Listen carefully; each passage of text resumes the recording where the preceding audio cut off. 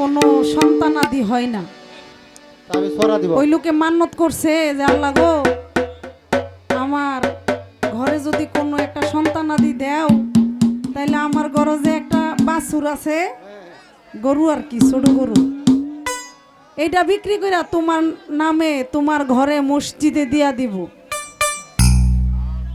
বছর 2 বছর ঘুরতে এই বেড়ার ঘরে এক ছেলে হয়েছে আর কি।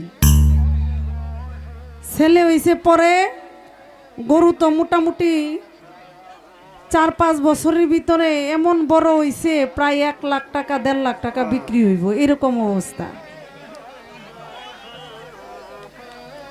এখন ওই লোকে মনে মনে কইতাছে আহারে, মান্যত করছিলাম বালা তো ছোট আছে 5-10 হাজার টাকার মাল আছিল, এখন তো এটা 1 লাখ টাকার উপরে যাইব, কি করি? কয় আচ্ছা সমস্যা নাই, এটা আমি মিলাই করমু। বাজারে গরু বেচতে যাইব, ওই গরুর সাথে জোড়া মিলাইয়া একটা বিড়াল আর কি, বিড়াল বানছে একটা বিড়াল, আর ওই গরুটারে গলায় গলায় বাইন্দা এক জোড়া কইরা বাজারে লয়ে গেছে। বাজারে গিয়া কইতাছে, এক লোকে জিগাইতাছে ভাই আপনার গরুর দাম কত? বাইরে আমার গরু যদি 1 লাখ কিনো আমি বিক্রি করতাম না, আমার গরু কিনতে হইলে সাথে ওই বিড়ালটারেও কিনতে হইব। তাইলে তোমার বিড়ালটারে কিনতে হইলে তোমার বিড়ালের দাম কত আর গরুর দাম কত? ওই বিড়ালের দাম হইলো 1 লক্ষ টাকা আর গরুর দাম হইলো 5,000 টাকা।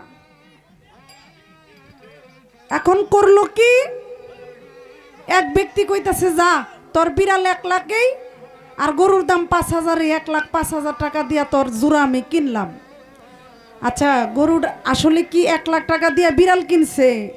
না, গরুটাই কিনছে, কেবল তার কথা রাখতে গিয়া এক জোড়া কিনছে আর কি। 1,05,000 টাকা বাড়ি তাই না কইতাছে আল্লাহ গো, এই দেখো আমার বিড়াল বিক্রি করছি 1 লাখ টাকা আর গরু বিক্রি করছি 5,000 টাকা, এই নাও 5,000 টাকা তোমার নামে আমি মসজিদে দিয়া দিই। আল্লাহ কইরা আমার সাথে চালাকি, তোরে আমি চালাকি বাইর করতেছি। 1 সপ্তাহ পরে এই বেড়ার পুলা গেছে মইরা। বিষয়টা হইল বর্তমানের যে শ্রোতা, আল্লাহর সাথে যেমন চালাকি করা যায় না, বর্তমানে শ্রোতাদের সাথেও শিল্পীরা চালাকি কইরা পারে না, তাই সবাই আমরা ঠিক হয়ে যাই নাকি?